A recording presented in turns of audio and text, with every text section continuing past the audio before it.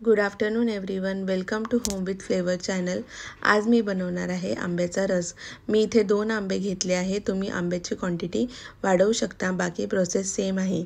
आंब्याचा रस बनवण्यासाठी आंबे छान धुवून घ्यायचे आहे आणि त्याला चारी बाजूनी चोळून नरम करून घ्यायचे आहे। आंबा नरम करत असताना त्याचे देठ काढायचे नाही, अदरवाईज आंबा नीट नरम पण होणार नाही आणि आंब्याचा गर बाहेर पडेल। आंबा नरम झाला की त्याचे देठ काढून घ्यायचे आहे आणि तुम्ही बघू शकता आंब्याचा गर हा इझिली बाहेर पडतो आहे। हाताच्या हेल्पने पूर्ण गर काढून घ्यायचा आहे। त्यानंतर गुठळी घ्यायची आहे आणि गुठळीला छान स्क्वीज करायचं आहे, कारण मॅक्सिमम गर हा गुठळीमध्येच असतो। जवळजवळ 5 मिनिटे गुठळीला छान स्क्वीज करून घ्यायचं आहे। तुम्ही इथे बघू शकता मी दुसऱ्या आंब्याच्या गुठळीला पण छान स्क्वीज करून घेतले आहे आणि आंब्याचा गर काढून घेतलेला आहे। आंब्याच्या सालीमध्ये पण गर असतो, तो आपल्याला चम्मचच्या साहाय्याने काढायचा आहे।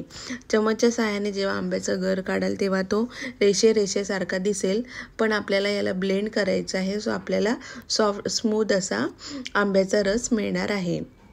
त्यानंतर आपण हा जो गर काढलेला आहे तो आपल्याला ब्लेंडर जारमध्ये टाकायचा आहे। मी पूर्ण गर ब्लेंडर जारमध्ये टाकून घेणार आहे। त्यानंतर पातेल्यामध्ये थोडं पाणी टाकणार आहे आणि तो पातेलं विसळून ते पाणी ब्लेंडर जारमध्ये टाकणार आहे। इथे तुम्ही पाण्याची क्वांटिटी वाढवू शकता जर तुम्हाला पातळ रस हवा असेल तर। त्यानंतर यात थोडे मीठ टाकायचे आहे चिमूटभर आणि साखर टाकायची आहे, किंवा पिठी साखर टाकू शकता तुमच्या चवीनुसार। साखर यासाठी कधी आंबा आंबट असतो। ब्लेंड करून घ्यायचा आहे आणि स्मूथ असा तुमचा आंब्याचा रस रेडी आहे। तुम्ही बघू शकता किती छान कलर आलेला आहे। तुम्ही पण बनवा आणि कमेंट बॉक्समध्ये कळवा कसा झाला तो। Thanks for watching. Like, share and subscribe my channel.